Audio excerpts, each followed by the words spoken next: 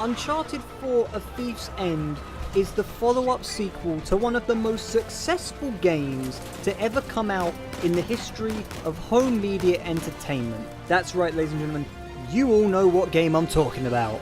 Unearthed. Trial of Batuta. Now I know what you're thinking, but Ryan, where were Unearthed 2 and 3? Well, they did actually come out, except they never did any promotional work for them. But I know what these games were called because I had the privilege to play them. They were called Unearthed the Second, City of Jeje, and Atlantis, Milo's Return. Either way, hands down, Uncharted 4: A Thief's End is the best in the series of these games. It's got nice pictures, good handwriting, and an amazing leg day support campaign. But let's get into what makes this game, hands down, a masterpiece. So in this game, you actually play as the ancestor of the guy from the first game. His name is Tarzan Jones. Now this guy isn't just the ancestor of the first protagonist of the first game, but he's also the ancestor of the original Disney movie Tarzan, and also the ancestor of Indiana Jones himself. It will make sense, trust me. But the game first starts out with these two random kids. They play a big role later on, and you'll see why. But these two kids break out of this altar boy jail and they go on the run. It's a fantastic segment. There's so much action. There's explosions. There's priests with machine guns. Now, after the altar boys escape, we then fast forward to the original protagonist from the first game, who has been locked up in jail for fighting this guy outside of the jail.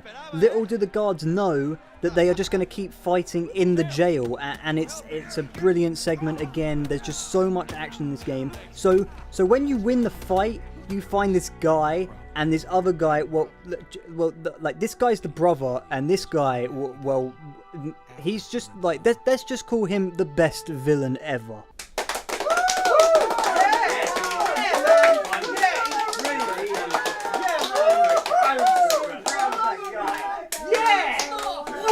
So these guys decide to break out of the jail, and it's all intense. Again, this game, oh my god, there's so many good segments. And they reach the wall of the jail, and then the protagonist's brother, he jumps and he grabs your arm and he's like, "Lift me up, bruv, quick!" And you're all like, "I'm trying, you're too fat!"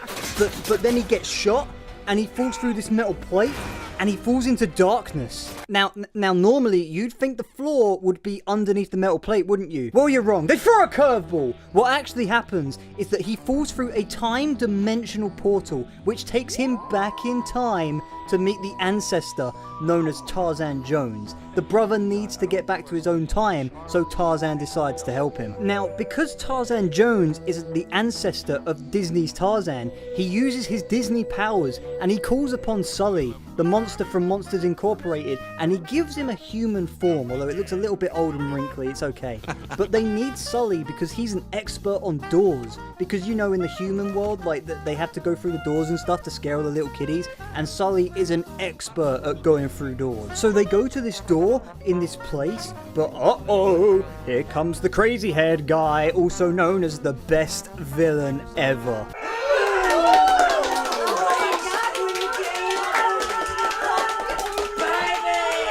See, now after all this, there was apparently going to be a level where you went to Scotland, but in development it was decided the level was too boring, so it was scrapped. Anyway, then the group decide to go to Madagascar, because plot, and they go there in order to find the animals from that movie, which was one movie too long, for some messed up reason. It's not really clear. I think that's a little bit of a plot hole on the development's part.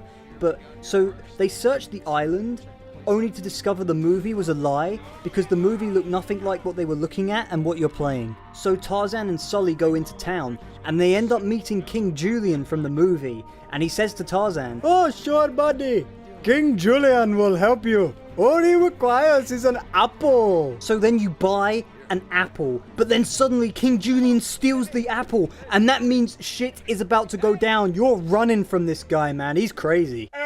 King Julian will be back Fuck you, fucker! So then you go into this clock tower in order to tell the time because you've forgotten it, but you end up destroying time itself, and now everyone's pissed. King Julian's army comes in out of nowhere, and it's all guns blazing, and you're going around the gun, you're going, blah, blah, blah, blah, and the truck is coming all going, and then King Julian comes in, he's like, I'ma fuck you up, buddy, you shitter, Madagascar, I like to move it, bang bang! But you manage to defeat the army, and you kill King Julian, so he can never make another season of that Netflix show again. And then suddenly this chick pops in. See, now, this is a plot hole, because she's never been seen before this, not ever. Don't you dare put that shit up there, take it down. She was never in it before. So, we'll just ignore that. So, after telling Sully off and making him cry by simply saying the word boo, you decide to take a holiday to these lovely islands with the brother. They don't give the brother a name at all in the game. It's another plot hole. It's really bad. We'll just call him Derek. But then, while you're on holiday, you end up finding that orb from the game Jak and Daxter. Now you realise that the treasures are actually really important. You then have to hack the game's code, and you have to go to one of the levels from the scrap location of Scotland, and then you have to find this other secret pendant treasure thing. The pendant you find is actually one of the Firefly pendants from the game The Last of Us, which is weird, because these two treasures are from Naughty Dog games. So maybe it all relates back to them? That's the question you ask at the time. Anyway, you go back to your holiday cruise, and you see this really creepy looking island, which looks totally safe. I mean, there's a thunderstorm coming, totally fine. So instead of taking the boat, you decide to swim it because, you know, boats are for pansies. You end up on the island, basically. It's raining and shit. It's really cool. It's such a good segment. So much action. So much action. Anyway, you end up meeting back up with Derek, who is literally, he was a bad swimmer, so he got separated from you. And you end up coming across Tonga Girl. Now, she's the leader of King Julian's army now that Julian's dead. And now, this, hands down, is the best boss fight I've ever played. This boss never manages to hit you. It's so good. You can counter every move they have. In fact, the boss is completely one-sided. Like, you don't even need to press the counter button. There isn't one. She can't hit you. You know, 1 minute you're pushing her up against the wall and hitting her, and then the next minute you're giving her a falcon punch! Seriously though, she never lands a hit on you. And then suddenly, crazy head guy returns. Best villain ever. Shut up, Jimmy! Oh. Sorry. Crazy hair guy suddenly tries to shoot you, but he ends up killing Derek, and you fall off the cliff, because Derek ends up hitting you as you fall off, and then you hit your head on the cliff as you're going down, and then that's it. Tarzan Jones dies. So for a minute, you think the game's actually over, but suddenly you get taken to this menu. Now this is actually the finale of the game, but you have to sign into your online account to play it. It's a little bit weird, but I guess that's what all games are doing nowadays. And you have to fight other people that have played through the campaign for the right to get in the afterlife. And you play on this level. It's called, Island? I don't know what that means. I think it's symbolic for something. And your objective is to swing with the rope you've got, you know, like the Tarzan vine, the Indiana Jones whip thing, the rip-off thing, or whatever. Like, you have to use that. And you have to swing in the level while the song Son of Man by Phil Collins plays. Literally, my favourite part of the game. Son of Man to the sky. Someday you won't cry. Son of Man, burning time. If you manage to do all of this correctly, you are welcomed into the afterlife, and you are given one more bonus level task. You are tasked to find the forbidden fruit from Crash Bandicoot. It's amazing, and it was at this moment that I realized, because the first 3 unearths, they were really, really bad. But this one was really good. And do you want to know why? Because it was made by Activision. Because they own the rights to Crash Bandicoot. And they have all the money. So no wonder this was a great game. I mean, fantastic job, Activision. Fantastic job. Fantastic. Not as good as Call of Duty Infinite Warfare, but great job anyway. But then suddenly, the game cuts to this girl who lives with a dog. She's playing Crash Bandicoot, but it's actually a message sent to her by Tarzan Jones.